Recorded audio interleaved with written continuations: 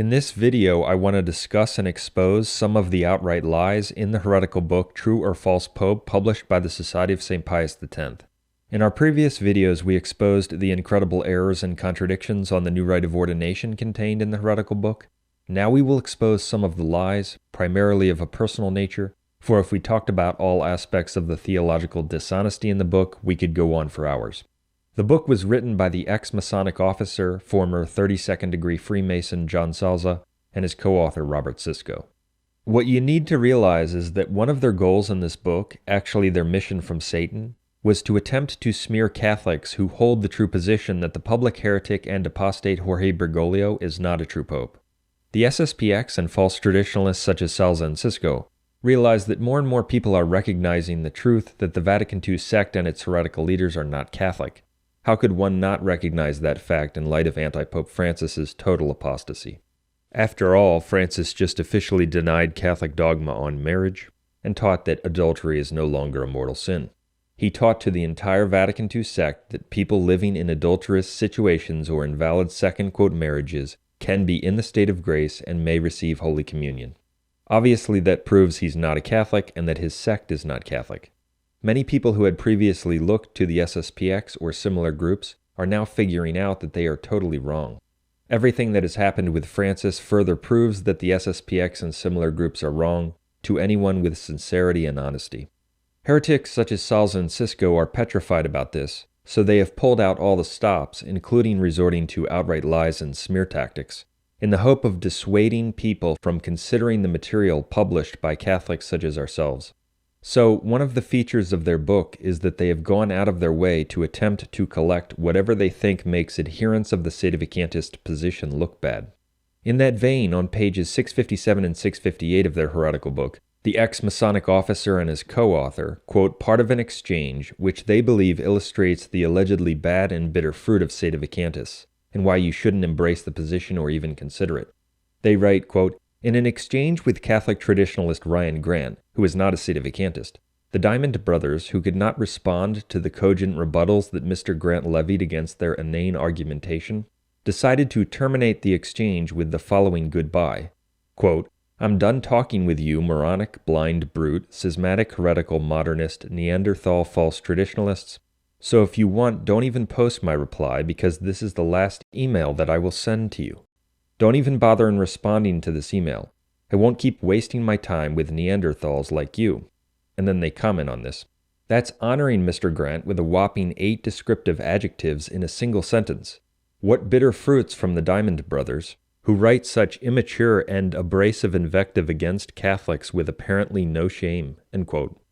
So, as we can see, Salza and Siscoe believe this quote is a good example of our supposed immature, bitter, and abrasive invective. Well, guess what? We didn't even write it. Their claim that we authored this passage is a total lie. It's completely untrue. They have completely misrepresented us. The footnote they give in the book for this alleged exchange is not a valid reference. They cite a page on our website that does not contain any such exchange, and it never did. That's because we did not write the passage. As soon as we saw this alleged quote, we knew it was not something we would write. Besides the fact that we would not tell someone to feel free to disregard or not post our reply, we wouldn't call someone a Neanderthal, as the term implies some validity to evolution which we completely reject. And when you look into the issue, you can discover that it was someone else arguing with this individual Ryan, not us. Indeed, the author of the words didn't even say that he's one of us. In fact, providentially, we have in our possession documented PDF proof that the exchange was between this individual Ryan and a man named Lasker. Lasker, who has nothing to do with Most Holy Family Monastery, wrote the passage, not us. We had nothing to do with his words or the exchange. That's a fact. And even if someone on the internet did claim to be us or claim that we wrote something, if you can't verify that we wrote it, it's not justified to publish it in a book and attribute it to us. But as I said, the author of those words didn't even say that he's one of us. So Salza and Siscoe go on and on about this quote, stating that we wrote it when we didn't. Think of how outrageous this is. But it actually epitomizes the quality of their book, True or False Pope. It's a work of lies, heresies, distortions, contradictions, schismatic conciliarism, and false doctrine. It's the work of the devil. And of course you can't find us doing a similar thing to heretics like Salza and Siscoe. You won't find us lying about them. No, when we quote people, including wicked liars like Salza and Siscoe, we do it accurately and we make a great effort to be accurate. That's because we put out the truth. It would be an offense against God to make things up or to lie about people, even if the people we are discussing are themselves liars. But the way they frequently operate is that if someone has claimed or posted something which they think might be useful as part of a smear campaign, even if they can't verify whether the claim is true, they will go with it and publish it. They are utterly dishonest and disgraceful individuals, and the truth is not in them. With activity like this, one can easily see why John Salza, the quote, cradle Catholic, chose to deny Jesus Christ and become a 32nd degree Freemason. And when we point out, for instance, that John Salza was a Freemasonic officer who swore an oath to Allah on the Koran, engaged in monstrous syncretism, self-curses, etc., all while claiming to be a Catholic, that's all true because John Salza is on record having admitted it. I was a member of 2 Masonic lodges, not just 1 but 2. I was serving as the principal officer in 1 lodge. Right before I left, I was about to be elected Worshipful Master, which is the name for the head principal officer of the lodge. I went through the Scottish Rite of Freemasonry, becoming a 32nd degree Mason, and also a member of the Shriners. But then they asked me to do something else. They asked me to take off my wedding ring. They asked me to take off my crucifix. And they asked me to take off my scapular. And here is where the stirrings began. That's not right. You're telling me that Masonry encourages me to practice my own religion, but now on the night of my initiation into Masonry, you're telling me to take off all my sacramentals, which remind me of my religion. I don't follow. My gut said no, all right, but the peer pressure made me go forward. And the Mason is conducted to that altar, and the altar in Freemasonry is called a place of sacrifice. That's what the Masonic Bible calls it. Why? First of all, because he's going to offer a blood oath at that altar, which I'll explain. And secondly, because he's sacrificing his former religion for the religion of Freemasonry. He's leaving his Catholicism at the door, and he's becoming a Mason. In each of the 3 degrees of Freemasonry, a man must swear an oath. In all of the degrees of Freemasonry, from the 4th to the 32nd to the Shrine, a man must swear an oath. In the Shrine degree, the degree that I went into, they required me to swear an oath to Allah on the Quran. And at this altar, a man is required to swear that he's going to give his life to Freemasonry, to follow all of its teachings, all of its practices. And the blood oath that I'm going to describe is a self-curse that Masonry requires the man to take. He swears that he would be worthy of having his throat slit, blasphemies on the sacred scriptures, impressing upon the mind of the man that he is involved in something serious from which he really can't get out, lest he be worthy of these penalties.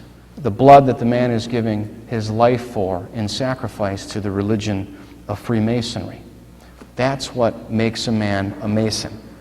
You're not technically a Mason until you swear the oath and the self-curse. These are unholy covenants that really are portals to Satan and the occult.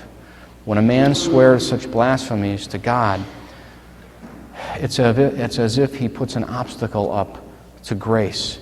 And people that deal with the supernatural realm and exorcisms call this being empowered.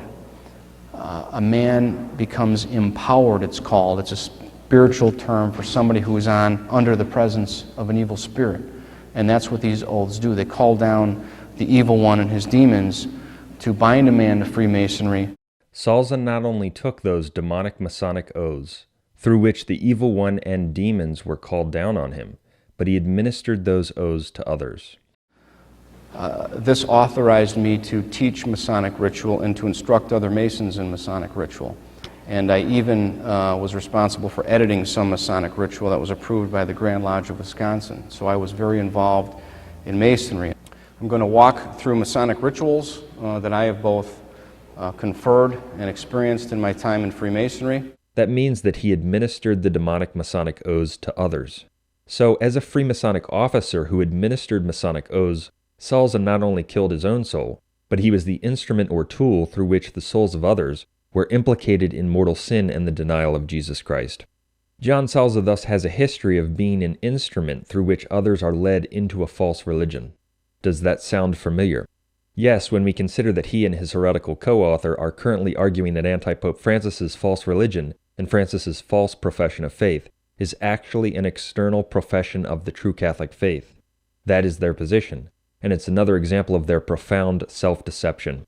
Salza demonstrated his capability of, and penchant for, self-deception when he convinced himself that he was a Catholic, despite being a Freemason who swore an oath to Allah on the Koran.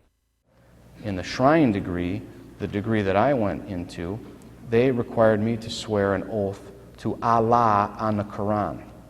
And in the second degree of Freemasonry, the fellowcraft degree, Masons, yes, Catholics who are no longer Catholic, but they're required to bow in an act of idolatry to the letter G, to the God of Freemasonry. All Masons must do this. Of course, I had no intent on going against the church. This was specifically for business and social reasons.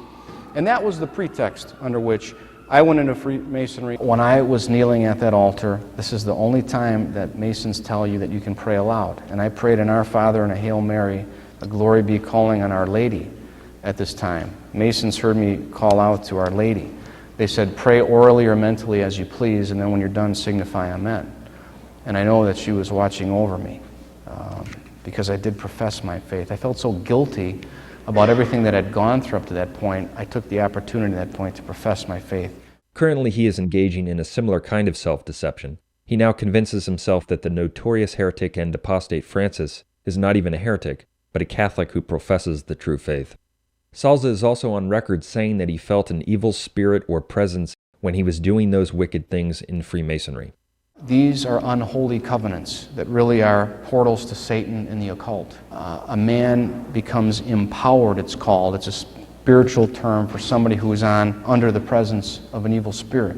And that's what these oaths do. They call down the evil one and his demons to bind a man to Freemasonry. I've also seen men who go through these oaths. It's almost as if their faces change. Something happens in that lodge room, and I felt a very evil presence as I was conferring those oaths. That's a very significant level of evil. All of that happened to John Salza after he had been baptized and brought up, quote, Catholic. So after baptism and knowing Jesus Christ, Salza chose to deny him and embrace the demonic Masonic sect for worldly gain or entertainment. That's his record. That's his history.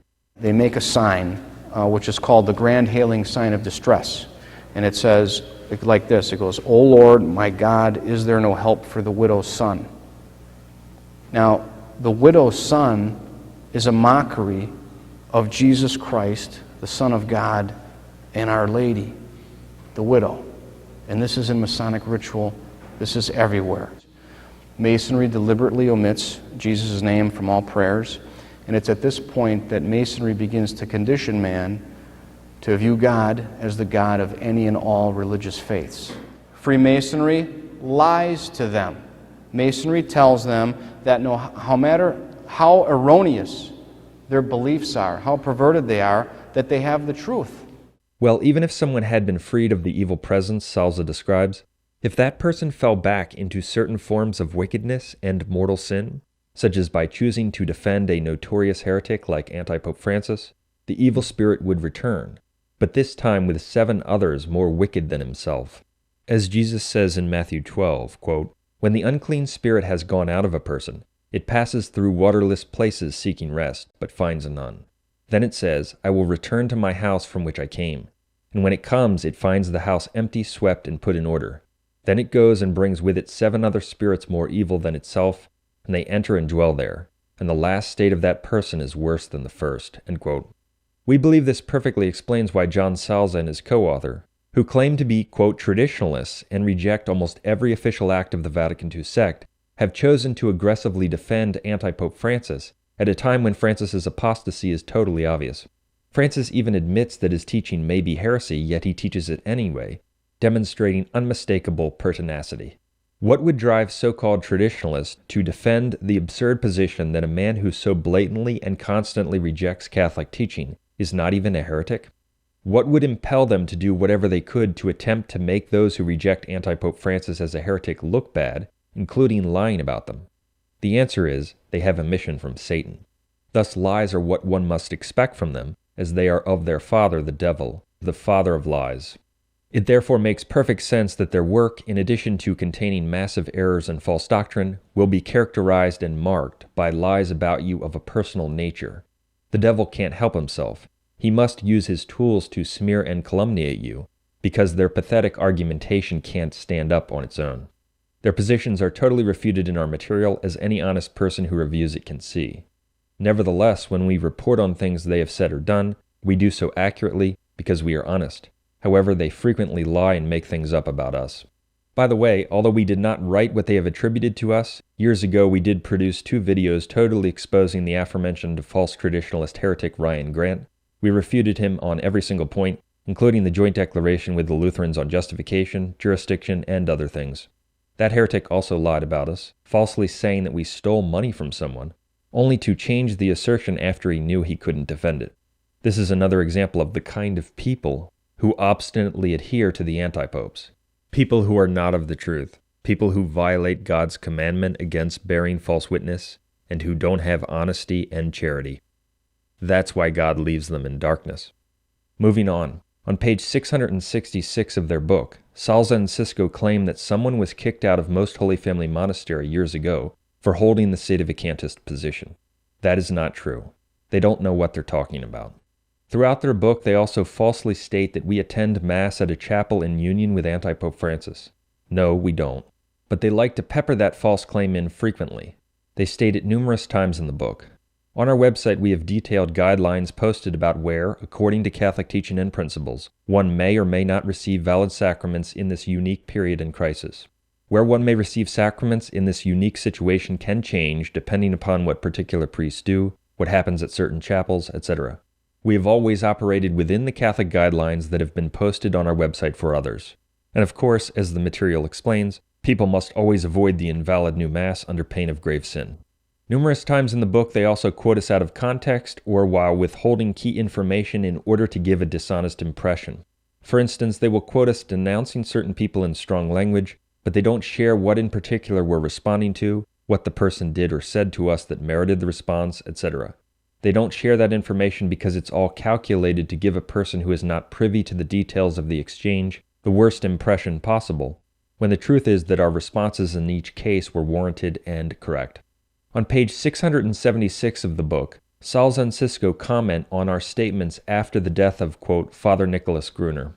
They write, quote, after the recent and shocking death of the Fatima priest, Father Nicholas Gruner, the Diamond Brothers posted an article titled, quote, Father Nicholas Gruner dies of a heart attack, what Catholics should think of him. Their article claims to give the truth about Father Nicholas Gruner that you won't hear almost anywhere else, even though neither Pete nor Mike Diamond ever personally spoke with or met Father Gruner. They nevertheless declared him to be an obstinate heretic and a major false prophet. They also accused him of being a major false teacher the devil used to deceive conservative-minded people and an instrument of Satan who led many people to hell. They concluded by saying, since he died as a heretic and a wicked man, no true Catholic can pray for Gruner or say rest in peace in his regard. Such unthinkable cheap shots, not to mention grievous lies, taken at the faithful departed, especially a gentle priestly soul like Father Nicholas Gruner, startle the Catholic conscience and only reveal the morbid state of the Diamond's own souls. Their behavior makes that of the modern pagans appear exemplary. End quote. Before we refute and expose other aspects of their claims, let's focus on this claim. They say, quote, their article claims to give the truth about Father Nicholas Gruner that you won't hear almost anywhere else, even though neither Pete nor Mike Diamond ever personally spoke with or met Father Gruner. End quote. Salza and Siscoe boldly assert that neither Brother Peter Diamond nor Brother Michael Diamond ever personally spoke with or met, quote, Father Nicholas Gruner. That's completely untrue. It's another total lie. Where do they get this stuff? Did they just make it up out of thin air? The truth is that Brother Michael Diamond knew Nicholas Gruner. From about 1992 to 1995, Brother Michael not only spoke with Gruner many times, but he met with Gruner numerous times. He shared meals with him, he rode in a car with him, he knew him. Yet the liars John Salza and Robert Siscoe, whom we've never met, confidently claim that Brother Michael never even spoke with Gruner or met him once. It's completely untrue. This is the kind of stuff they publish. It's not based in reality. This gives you an idea about the credibility of their heretical book. It doesn't exist. Their claims about us are as true as their claims about the new rite of ordination or Catholic teaching on heresy. That is, not at all. Brother Michael not only knew, quote, Father Gruner, he also knew a man named Ralph Solferino, who worked with Nicholas Gruner. Ralph Solferino was an older man who had a religious publication of his own at the time. Gruner and Solferino had discussions about expanding the publication's outreach. However, as part of the agreement, Solferino apparently had to cede some form of the control of the publication to Nicholas Gruner. Solferino was willing to do so because he thought highly of Gruner. However, after some time, Solferino became so frustrated by the situation and Gruner's demands that he resigned from any work with Gruner. Solferino sent out a letter explaining the situation, and he decided to start his own new publication instead, one that would again be free of Gruner's interference. Well, guess what happened? The quote, gentle Gruner decided to viciously sue Ralph Solferino, an older man who didn't have much money and who laid tile for a living. The lawsuit was crippling for Solferino, but not for Nicholas Gruner, of course, whose organization was incredibly well funded. In fact, at a conference in 1992, Gruner openly stated that his organization took in millions of dollars every year. Crushed by Gruner's legal assault, Solferino contacted people hoping that they might convince Gruner to relent. Gruner would not relent. When Gruner was asked by Father Paul Trinchard why he sued Ralph Solferino, or if he would drop the suit against him, Gruner told Father Paul Trinchard that Ralph Solferino is, quote, competition. Father Trinchard told Brother Michael Diamond that Gruner said this to him. Gruner wanted to shut down his competition, and he deemed Solferino's publication to be just that. Gruner was not, quote, gentle, but ruthless when it came to his operation. By the end of this ordeal, Solferino, who originally thought very highly of Gruner, told Brother Michael that his opinion of Gruner had totally changed. Solferino said that Nicholas Gruner was, in his view, totally evil. He declared that Gruner is not at all what so many think he is. So yes, Brother Michael Diamond knew Nicholas Gruner, contrary to what the liars John Salza and Robert Siscoe assert in their book, which, as we've shown, has no credibility. But of course, one would not need to personally know Nicholas Gruner to recognize what he was. Gruner's public statements prove that he was sadly an obstinate heretic, a deceiver, and a major false prophet, as our material demonstrates. Before I discuss more about that, let's refute something else in the book True or False Pope that is relevant to Gruner and the end times. In addition to the outright lies, the schismatic conciliarism, the heresies, the incredible omissions, the countless distortions, straw men, and theological errors, the book True or False Pope operates under the assumption that we are not living in the end times and the great apostasy. In numerous places, the book argues that we are not in the last days. Salza and Siscoe recognize that if the prophecies about the end times, the Whore of Babylon, etc., refer to the Vatican II apostasy, that would not be consistent with their claim that the men who ushered in this Vatican II apostasy are true popes who wield the authority of Christ's Church. On page 85, they state, quote, the foregoing strongly suggests that we are not currently in the end times and the final apostasy, end quote. Their position is demonstrably false. First, the unique significance of the current Vatican II apostasy to souls, to the Church, and to world history indicates, to those with eyes to see, that it is the definitive apostasy which could have no equal. Second, the apocalyptic prophecies relating to Rome's fall from the faith have been fulfilled right before our eyes, as our material shows. These include and are connected with the prophecies about the end times whore of Babylon the beast, and the Roman king who is wounded and then has his image honored, that is, the Antichrist. Even though the evidence is overwhelming that the Vatican II apostasy and the Vatican II counterchurch is at the center of these prophecies, it's actually not surprising that faithless heretics like Salza and Siscoe wouldn't recognize it. After all, they accept the heresy that Jews, Buddhists, Muslims, etc. can be saved without the Catholic faith or even faith in Jesus Christ. They are total heretics who don't have any true belief in Jesus Christ or his revelation. It therefore makes sense that they would also lack the grace to recognize where we are in history. Third, in asserting that we are not in the end times and the final apostasy, Salza and Siscoe also contradict Sister Lucia of Fatima, who said we are in the last days. Sister Lucia of Fatima told Father Fuentes in 1957, quote, look, Father, the Most Holy Virgin, in these last times in which we live, has given a new efficacy to the recitation of the Holy Rosary, end quote. And of course, when saying that we are in the last times, she wasn't talking about the extended period since the Incarnation. No, she was talking about the final period of human history. Isn't it remarkable how the authors of this heretical book, who claim to have some interest in Fatima, directly contradict Sister Lucia on this matter? But there's more. Fourth, the authors also contradict Nicholas Gruner on this as well, who repeatedly said we are in the last days based on his understanding of Fatima and the words of Sister Lucia. It tells us in the Apocalypse that we are living through that time now. John Paul II tells us we're living in that time. It's in the secret that we must be on our guard against the third of the stars of heaven who are at the service of the devil. She tells us that we are in the last times. This sounds like an exaggeration to our age. When we read the Bible and the prophecies of the Antichrist, we think of something else. We don't think of what's right around us. But according to Lucy, she says, Father, the Most Holy Virgin did not tell me we are in the last times of the world, but she made me understand this for 3 reasons. The first reason is because she told me the devil is in the mood for engaging in a decisive battle against the Virgin. And a decisive battle is the final battle, where one side will be victorious and the other side will suffer defeat. Hence, from now on, we must choose sides. Either we are for God or we are for the devil. There is no third possibility. The second reason Lucy gives us for knowing we are in the last times, she said to my cousins as well as myself that God is giving 2 last remedies to the world. These are the Holy Rosary and devotion to the Immaculate Heart of Mary.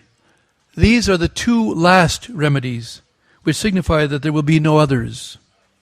Moreover, Salza and Siscoe also contradict their fellow false traditionalist Michael Matt on this matter, concerning what's currently happening in Rome under Anti-Pope Francis. The heretic Michael Matt stated, There are just some very strange things happening. I would say some very apocalyptic things happening to our church right now.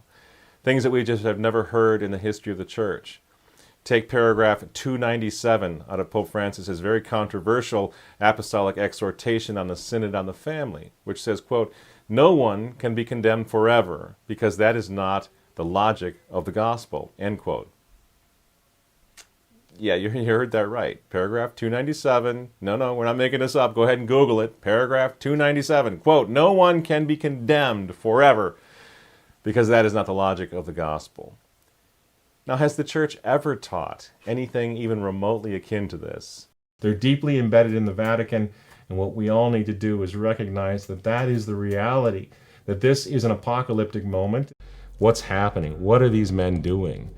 It's very difficult to understand, but this, it seems to us, is an apocalyptic moment. It's a moment that enjoys no precedent in history. We've never seen anything like it. Salza and Siscoe also contradict the false traditionalist Chris Ferrara on this point. In an article attacking the many false statements and teachings in Francis's new apostolic exhortation, Ferrara asserted, quote, "It seems impossible to believe that a Roman pontiff would promulgate a document declaring that even a well-formed conscience is excused from obedience to the moral law it knows, if less than obedience is what the actor deems sufficient for now, and that God would approve this departure from the ideal. How is this passage alone anything other than a sign of an apocalyptic turn of events in the Church?" End quote. Obviously, we are in the great apostasy prophesied in Scripture, as even these heretical false traditionalists have been forced to acknowledge, wittingly or unwittingly, in the face of what's happening. And if you thought it couldn't get any worse for Salza and Siscoe, it does. Fifth, in asserting that we are not in the last days, the authors not only contradict all of the points we've covered and the evidence that's right in front of our eyes, but they contradict their own book. That's right. Although the book True or False Pope repeatedly argues that we are not in the last days, on page 1 we read something quite different.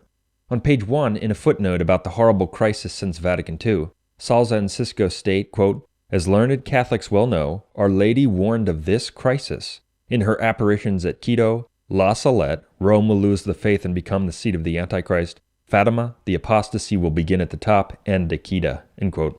The part of La Salette which states that Rome will lose the faith and become the seat of the Antichrist, of course, pertains to the end times. Yet on page 1 of their book, Salza and Siscoe declare that Our Lady's prophecy about Rome losing the faith and becoming the seat of the Antichrist was a warning about this crisis. Obviously, that means that we are in the end times. It totally contradicts what they state in their book in numerous other places. This gives you an idea of the, quote, quality of the argumentation in the book True or False Pope. It's a work of demons and contradictions. Literally, if we wanted to, we could produce 100 different videos refuting the errors, lies, false doctrines, contradictions, dishonest argumentation, etc. in the book. It's all over the place, as we've shown by exposing their errors on the new rite of ordination and their numerous lies. But isn't it interesting how Salza and Siscoe, when they are looking for a convenient explanation or introduction for why Vatican II has done so much spiritual damage, they open up by saying that it's the fulfillment of prophecy about Rome losing the faith and becoming the seat of the Antichrist. But when following through with the logic of such an admission would contradict their assertion about the Vatican II sect and its antipopes, they declare that we're not in the end times. They are true deceivers. The prophecy that Rome will lose the faith and become the seat of the beast and the whore is not only part of the prophecy of La Salette, but it is exactly what the Apocalypse deals with, as our material explains. The Apocalypse tells us that the beast that was, that is, pagan Rome, or the pagan Roman Empire, which is not, that is, which ceased to be under Christian Europe, returns in the last days in a new form. That means that the primary prophecy of the Apocalypse about the end times beast is that Rome will lose the faith and become pagan again. That's what the Apocalypse's prophecy about the beast deals with, as our material explains. And in case you haven't figured it out yet, the prophecy that Rome will lose the faith and become the seat of the Antichrist and the beast is not something that's going to happen. It has happened. We are living through it. And the loss of faith in the city of Rome, in accord with this prophecy, will cause shock, confusion, and wonder among those who are not written in the book of life. Obstinate and impenitent false traditionalists and many others, who lack the grace of faith to recognize that the Vatican II sect is not the Catholic Church, but the prophesied beast and whore, will be shocked and won't understand what's happening. They will be dismayed and confused. They won't be able to recognize what's going on. That's what the prophecy is about. What's happening? What are these men doing? It's very difficult to understand. But friends, why? Why can't the Pope just issue a document that's just full-on orthodox right out of the gate? Why do I have to put my little Sherlock Holmes hat on to try to discover what the good stuff in the document is and then manfully try to reinsert that into the tapestry of Orthodox Catholic teaching? Where does this come from? Exactly as Apocalypse 17:8 says about those not written in the book of life, they simply lack the grace, faith, insight, and conviction to recognize that what they are dealing with in Rome right now is not the Catholic Church or a true pope, but the prophesied beast. That is the reason for all of what has happened in Rome. The city has been overtaken by the prophesied beast and whore. Heretical antipopes who are part of the end times counterchurch will frequently issue heretical documents. That's why the document you're complaining about contains what it does. It doesn't come from a Catholic pope, but from an apostate and heretical non-Catholic antipope who is part of the Whore of Babylon. Hence, in defending the Vatican II sect, heretics like Salza, Siscoe, and the SSPX are actually defending the prophesied beast and the whore, not the Catholic Church. Now, returning to Gruner, we detail his many problems in the article on our website, but all a person with faith really needs to know about him to recognize that he was, sadly, a wicked heretic is the following. In his 2013 appeal to the, quote, cardinal electors, prior to the elevation of Antipope Francis, Gruner actually described the last 7 claimants to the papacy as, quote, good men.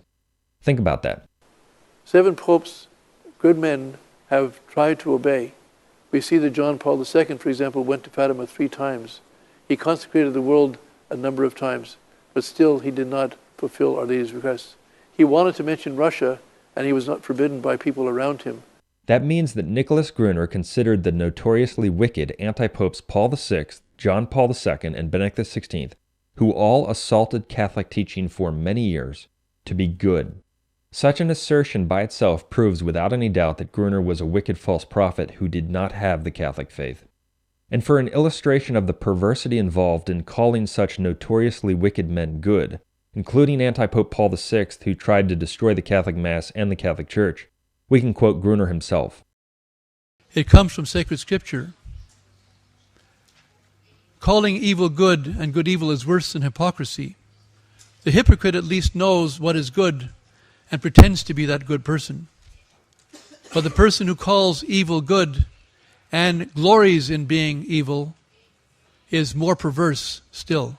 Gruner was well aware that John Paul II and Benedict XVI organized, promoted, and endorsed the worship of idols, such as at the Assisi events. John Paul II and Benedict XVI were public idolaters who constantly promoted false religion and heresy. Gruner knew that, yet he called them good. He was wicked, period. His statement in that regard alone would put him in a state of damnation. But that was hardly the only statement Gruner made like that. For decades, Gruner promoted and quoted in a positive way the demonic anti-pope John Paul II. Before his death, Gruner continued to lead people to the anti-popes, and particularly to John Paul II. Gruner promoted John Paul II as if he had been a true Catholic guide, despite knowing about anti-pope John Paul II's apostasy and wickedness. That is sinister and diabolical. We were contacted by many people over the years who had continued to attend the invalid new Mass and remained confident in the apostate anti-pope John Paul II because they relied on Gruner and his misleading publication. They only found the truth, and many of them got out of the new Mass when they saw our material. John Paul II and Benedict XVI, whom Gruner called good, not only worshipped idols, but repeatedly praised false religions, engaged in condemned non-Catholic assemblies, and denied Catholic dogmas. They agreed with the Lutherans on justification, rejected converting Protestants, etc. We could go on and on. The evidence we have demonstrating their heretical depravity and wickedness is voluminous. In addition to all of their doctrinal offenses, they presided over and allowed many liturgical abominations, abuses, and scandals. They never excommunicated supporters of abortion, etc. We could go on for hours, as we do in our material, yet they were, quote, good, according to the wicked false prophet Nicholas Gruner. A man who says such a thing, while in possession of the relevant information as Gruner was, is not of God, period. Such a person is certainly of the devil. Anyone who defends Gruner in the face of such statements and actions, such as calling Paul VI, John Paul II, and Benedict XVI good, becomes complicit in his spiritual crime and wickedness, commits mortal sin, and is headed for hell. It comes from sacred scripture. Calling evil good and good evil is worse than hypocrisy. The hypocrite at least knows what is good and pretends to be that good person. But the person who calls evil good and glories in being evil is more perverse still. Many people are deceived because Gruner promoted the rosary. Don't be so easily misled. The rosary is essential, of course, but promoting the rosary doesn't give a person a free pass to be a heretic, a deceiver, a liar, or a person who mixes truth with lies, and that's exactly what Nicholas Gruner was. It's crucial for people to pray 15 decades of the rosary each day and the Hail Mary frequently. We recommend that all the time. We promote the rosary as much or more than anyone. Praying 15 decades of the rosary each day and the Hail Mary frequently is foundational to one's spiritual life. If people do that with the true faith and sincerely, they will get powerful and necessary graces to move in the direction that God wants them to go. If people are lost in sin or confused, and they begin to pray 15 decades of the rosary each day and the Hail Mary frequently, they will get graces to change their lives and see the truth. That's why anyone who wants to save his or her soul, including atheists, Protestants, etc., should begin to pray the Hail Mary frequently and the rosary. If they do so sincerely, they will receive powerful graces to move toward the truth, that is, the traditional Catholic faith which is necessary for salvation. But if people do not pray sincerely or their priorities are not in order, they will not receive the graces they need, and obviously that's what happened in Gruner's case. His priority was not to serve God and tell the truth. He had another agenda. It's also very interesting that almost every time Nicholas Gruner spoke or was pictured, the right side of his face was distorted in an unnatural way. Now, it's possible to catch almost any speaker with an unflattering expression on occasion, but that's not what we're talking about here. For Gruner's mouth was almost always slanted upwards in an unnatural way. You can't miss it. We believe that this was definitely a manifestation of an unclean and demonic spirit that dominated Nicholas Gruner for many years. Don't be shocked by this, for Nicholas Gruner was a major false prophet who kept countless souls in the counterchurch. He was extremely deceptive because he combined a large amount of truth with his spiritually deadly conclusions. After we pointed out Gruner's facial issue in our article, someone wrote to us, apparently in an attempt to defend Gruner, and stated that Gruner had Bell's palsy. To our knowledge, Gruner never publicly admitted to having Bell's palsy. However, even if Gruner did have Bell's palsy is a condition that frequently afflicts people who seek out, quote, deliverance ministries. In other words, it's something common among people with demonic problems. The cause of Bell's palsy is a mystery. We are not saying that everyone who has some kind of facial issue or distortion is possessed, but in Gruner's case, we definitely believe that his constant facial distortion, that is, the way the right side of his mouth would always slant upwards in an unnatural way, was the manifestation of the evil spirit that dominated him.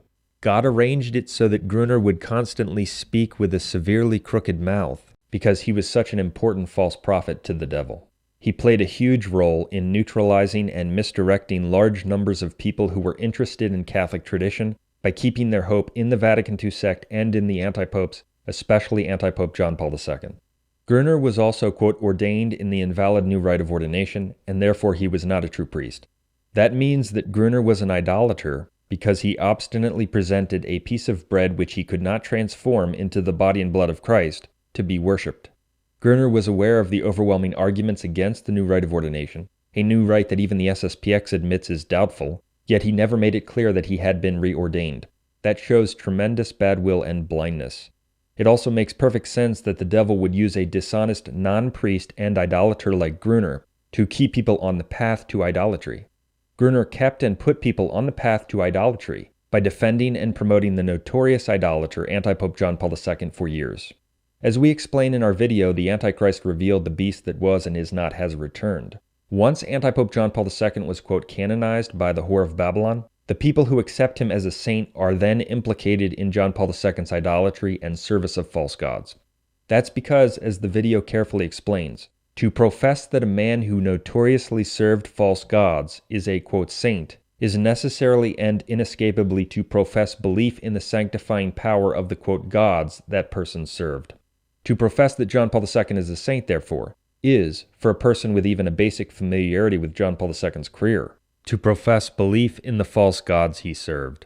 It is a mortal sin, a denial of the first commandment, and a profession of faith in false gods. The fact that those who accept John Paul II as a, quote, saint are implicated in idolatry is a major reason that the, quote, canonization and honoring of John Paul II's image, the man who was wounded and claimed to be Jesus Christ, is prophesied in the Apocalypse, as our material covers.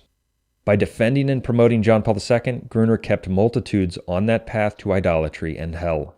That was a major aspect of the evil the heretic and false prophet Nicholas Gruner represented. Gruner also obstinately maintained that the Vatican II sect and its apostate leaders, including its heretical so-called bishops, are Catholic when they are total heretics. He therefore pertinaciously acknowledged manifest heretics as Catholics, contrary to the teaching of the Church. Gruner also attacked the sedevacantist position years after the truth was made available to him. He published heretical and error-ridden articles on the matter. Despite the overwhelming proof for the position, his organization still calls it a, quote, grievous error and actually compares those who reject the apostate anti-popes to Martin Luther. What incredible blindness.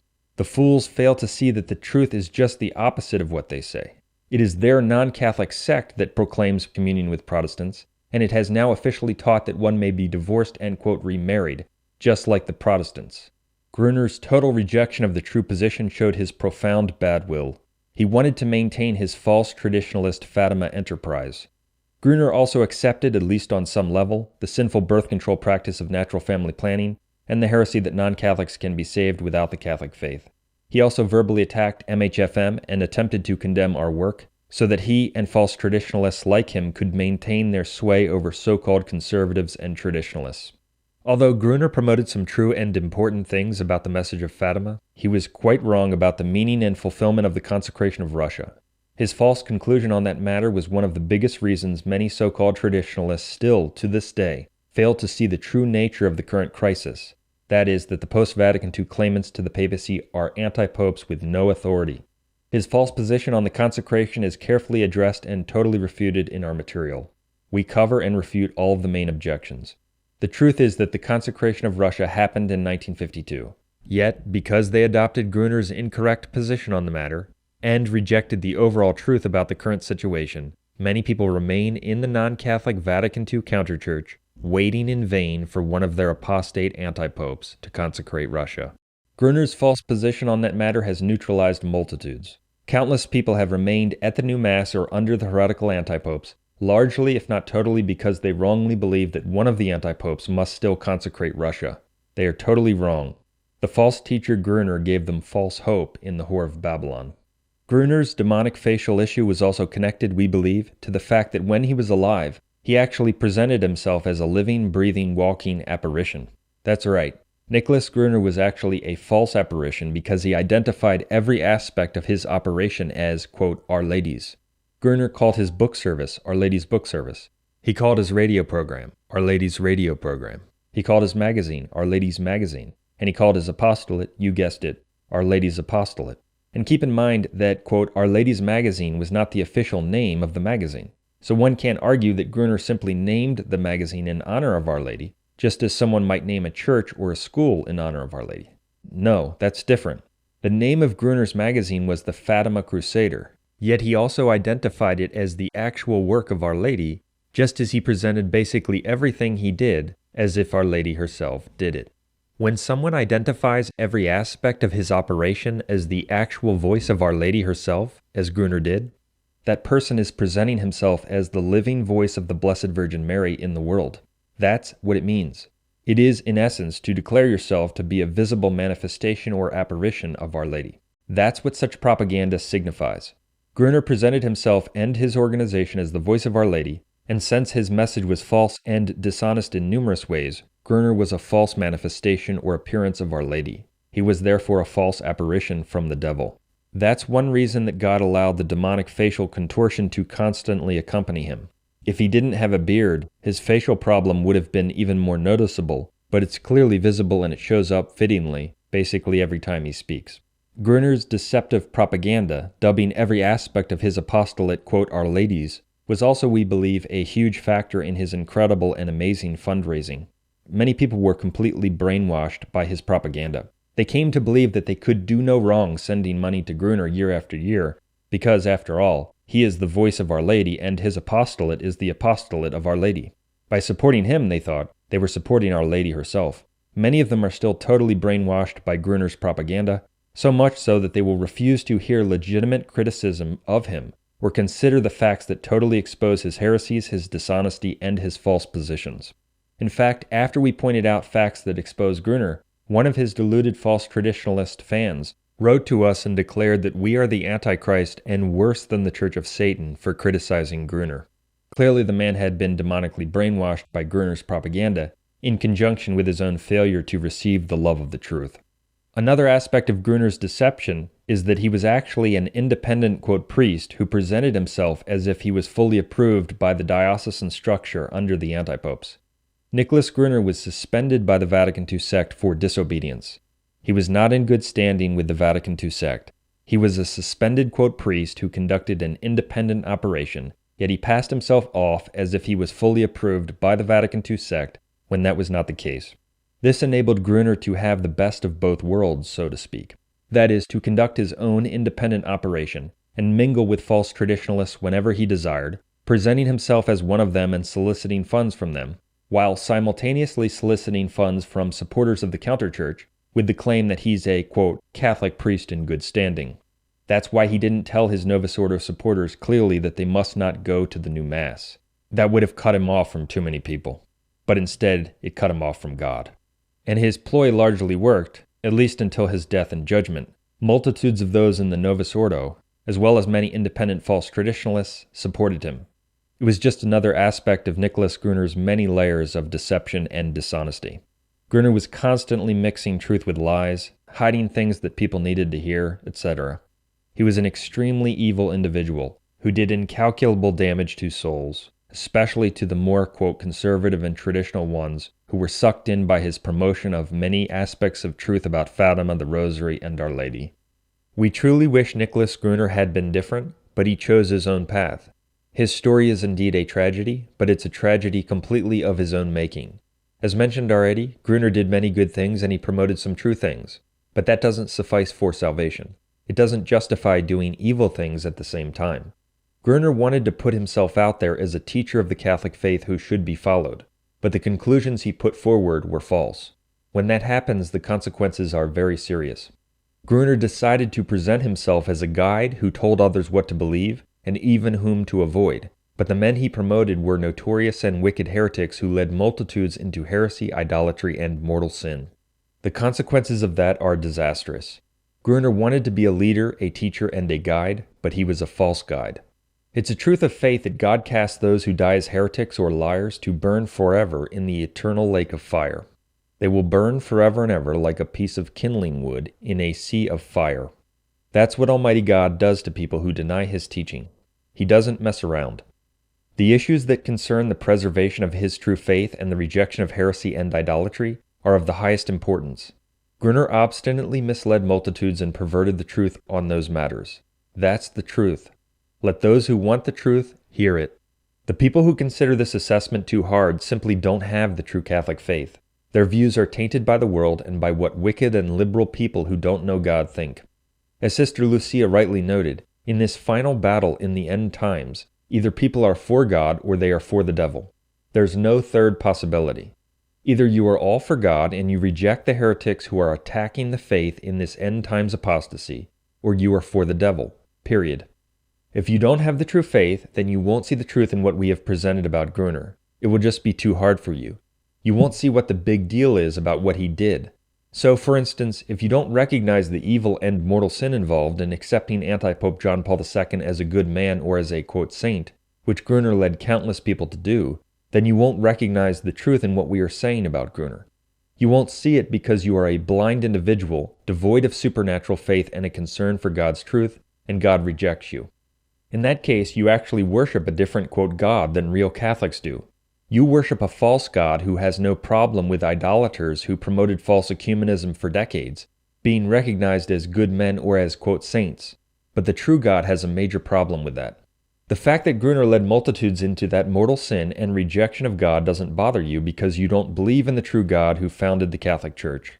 Likewise, if you don't see a problem with failing to let people who attend the invalid new Mass know that they must not go there, then you won't see the truth in what we are saying about Gruner. Further, if being, quote, ordained in the invalid new rite of ordination, and therefore presenting an invalid host for worship isn't a problem for you, then you won't recognize the truth in what we are saying about Gruner.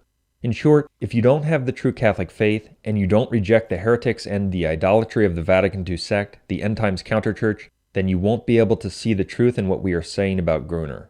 The facts that we have presented are irrefutable, and they illustrate the truth about Gruner to any faithful person of goodwill. Since among the numerous lies spread about us by the ex-Masonic officer and his co-author they brought up Gruner, in refuting their lie it was necessary to thoroughly cover the issue. It was important to give people who want the full truth and can handle it a detailed and accurate assessment of the matter. The points we've covered also show, once again, that we are in the last days. In this final battle, the devil is desperately using heretics and liars of various kinds. He uses them to push false positions and keep people in the Antichrist end times counterchurch, the Vatican II sect. I could continue for hours exposing the dishonesty, omissions, and errors in the book True or False Pope, but it's noteworthy that in their heretical lie-filled book, they don't mention anything at all about the Benedictine-related lawsuit we were involved with a few years ago. That's very interesting when you consider that in an article the ex-Masonic officer Salza wrote about us a few years ago, while the lawsuit was ongoing, among his many lies and errors, he prominently mentioned the lawsuit. In his article, Salza even had an entire subsection that outrageously included the phrase, quote, the Diamond Brothers' crimes. He described the lawsuit that was filed against us as the Diamond Brothers' crimes. Of course, we are not guilty of any crimes, and the lawsuit was a civil, not a criminal claim. Moreover, Salza had no proof that we were guilty of anything, yet he still outrageously used the phrase, the Diamond Brothers' crimes, to dishonestly give people the impression that we are guilty of crimes, when that is not the case. When you consider his use of such a phrase, in conjunction with their many lies about us in their book, you should see a pattern here on the part of the ex-Masonic officer. Further, in his lie-filled article, Salza stated as if it were a fact that we, quote, agreed in writing to something, but his claim was totally untrue. He also stated, as fact, that the diamonds did not return what, quote, they agreed to, another totally false statement. Salza had no knowledge that what he was saying was true. It wasn't true at all, but he stated it as if it were a fact anyway because that's how he operates. He's a demonic liar.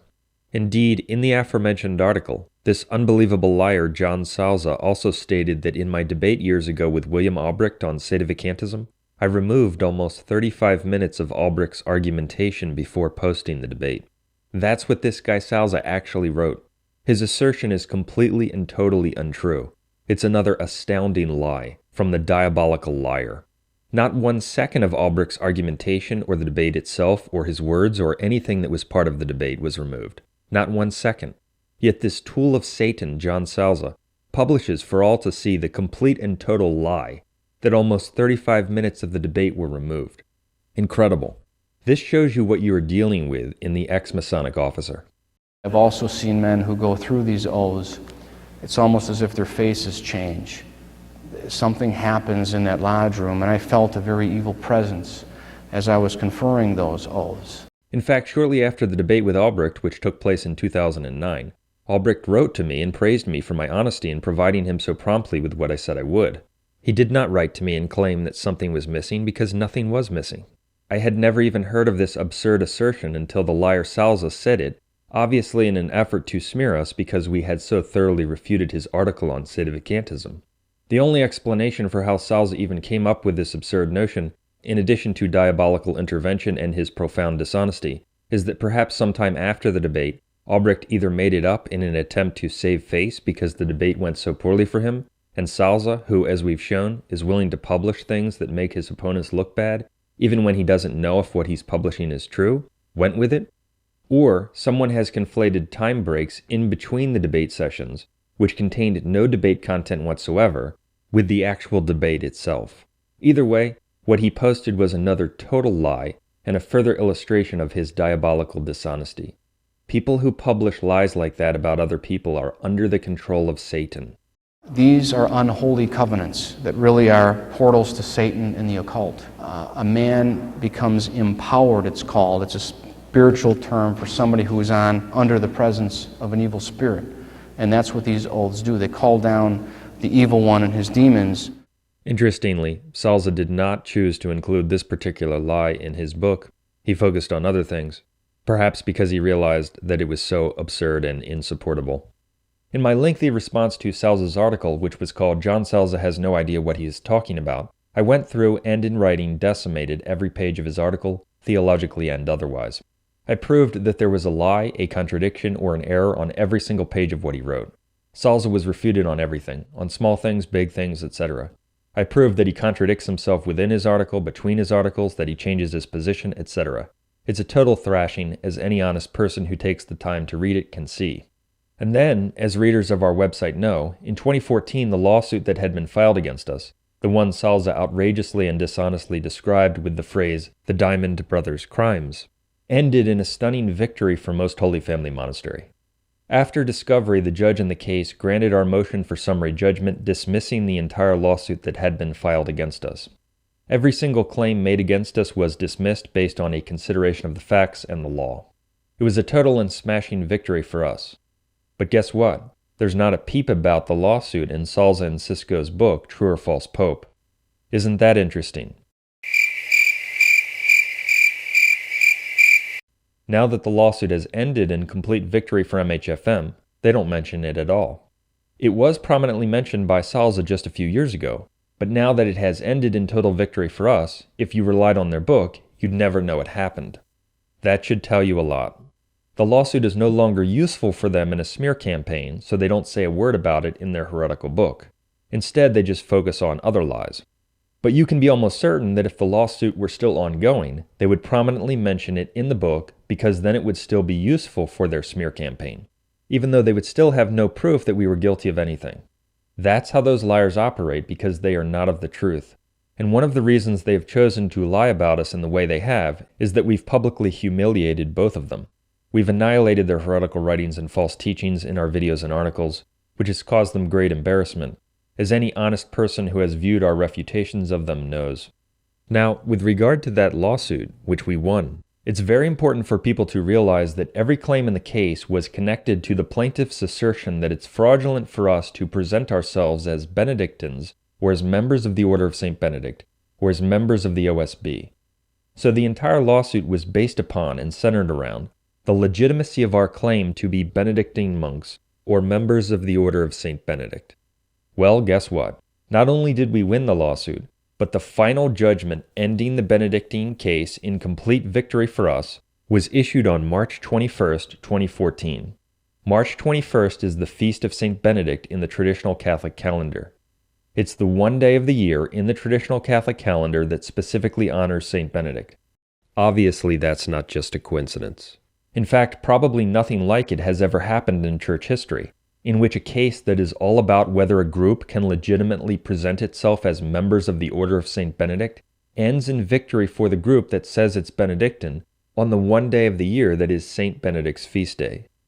The chance of a secular court end judge granting the final judgment of a Benedictine fraud lawsuit in victory for the defendants on the feast of St. Benedict is almost zero. The chance of it happening is less than 0.5%. The ending of this case on the feast of St. Benedict is a clear sign from heaven about the work we're doing for those with eyes to see. St. Benedict was famously promised by God that his order would exist until the end of the world, and that at the end of the world, in the final battle, it would play a special role in preserving the faith. Those who read and view our material know that our theological positions are not based on a sign or a prophecy. They are based firmly on Catholic teaching, the papal magisterium, and the laws of God. That's why they are irrefutable. Our information in that regard speaks for itself. However, in addition to the facts of Catholic teaching, God sometimes gives signs and/or prophecies to confirm the truthfulness or goodness of something. He also gave us the prophecies about the great apostasy in the Bible to warn people about what was to come and what would happen in Rome in the times we are currently living through. The prophecies about St. Benedict's order, which were made long before any of us were born, include that his order will continue to exist to the end of the world, and it will, at the end of the world, in the final battle, render great services to the Holy Church and confirm many in the faith. You can find these promises in books on St. Benedict, and you can read more about how we believe they relate to our monastery and the lawsuit in the article. God promised St. Benedict that his order would exist until the end of the world, and that it would play a special role in the final battle at the end of the world, a battle that is a spiritual one for the true faith in a time of almost universal apostasy.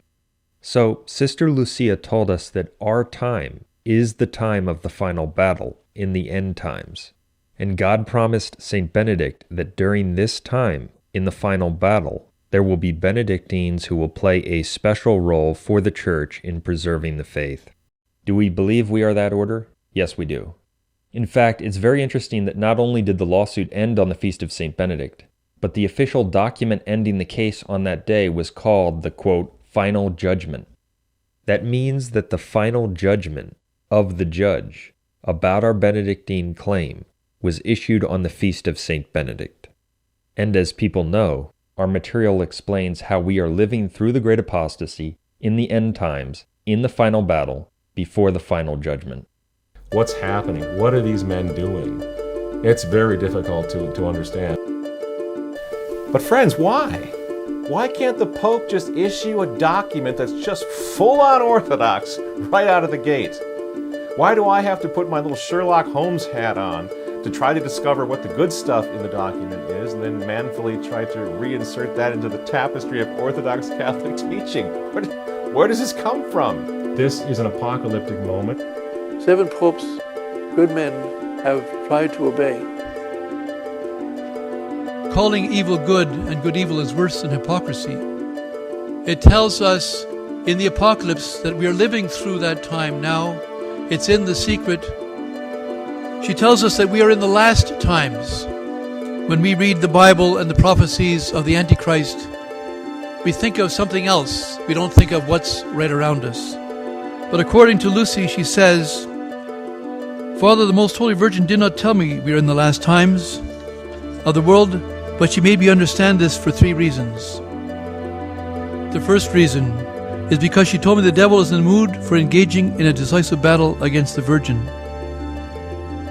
And a decisive battle is the final battle, where one side will be victorious and the other side will suffer defeat. Hence, from now on, we must choose sides. Either we are for God or we are for the devil. There is no third possibility.